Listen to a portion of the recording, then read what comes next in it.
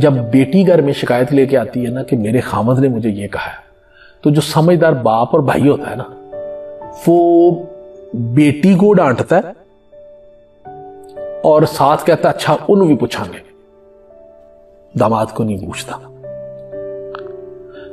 जब बेटा कहता है कि बेटी ने ऐसे किया, घर अपने बात करता है, तो घर वाले जो है ना वो बेटे की मट्टी प्लीद करते हैं और कहते हैं अच्छा उन्होंने भी समझावा, तो मसला हल हो जाता है।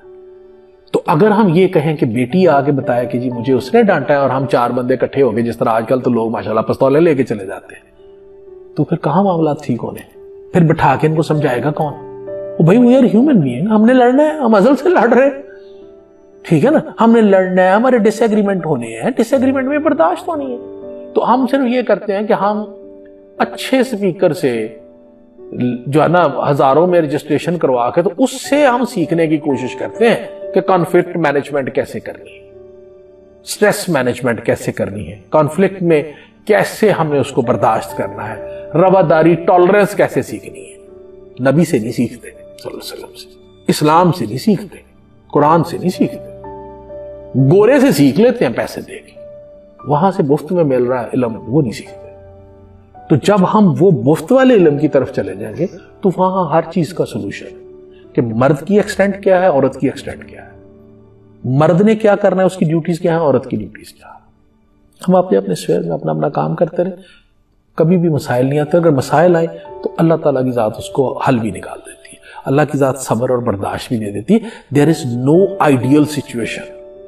मियां बीवी के रिलेशन में आइडियल से आप किसी से पूछ लेंगे ना, तो वो कहीं ना कहीं आपको वो रफ एजेस नजर आते हैं, वो ठीक हो जाते हैं over the period of time, Aahista Aahista चीजें ठीक हो जाती हैं।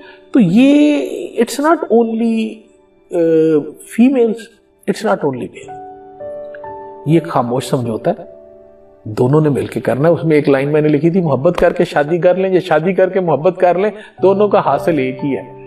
पैम्पर, दवाइयों के झगड़े, खाने पे झगड़ा, फीसों का झगड़ा, कपड़ों का झगड़ा, तो ये चलते रहे, ये आप जिस तरह मर्जी चला लें।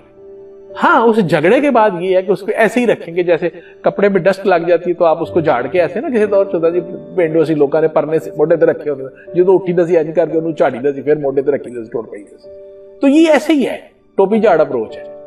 वो बीवी ने इधर से बात की, इधर से सुनी, दरमियान में फिल्टर ही नहीं रखा, इधर से बाहर निकाल दी।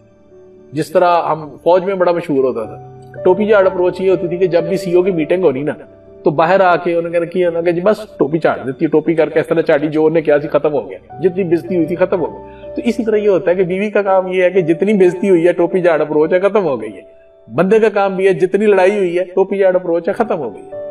मैं तो अपनी बेगम को ये कहता हूँ यार देखो मेरी गाल सुनो, बल्कि मैं यंगस्टर को भी जहां बात हो मैं ये कहता हूँ, कमरे में शायद गिरेबान फाड़ के 2 ला भी दिया कर, बाहर जरा ख्याल रखा कर, ठीक है ना।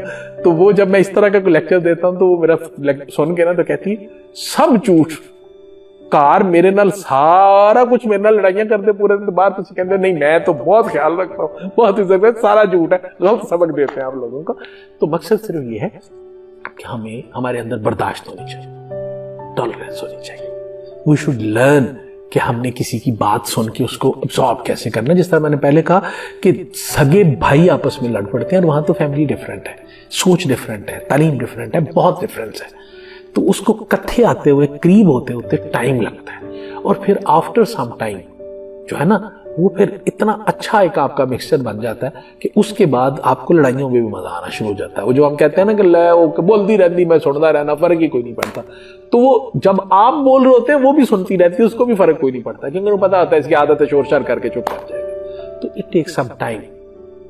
उस टाइम आने से पहले हमें बर्दाश्त का मुजाहरा करना चाहिए, अदरवाइज टूटे हुए घर जुड़ते नहीं, टूटे हुए दिल भी नहीं जुड़ते।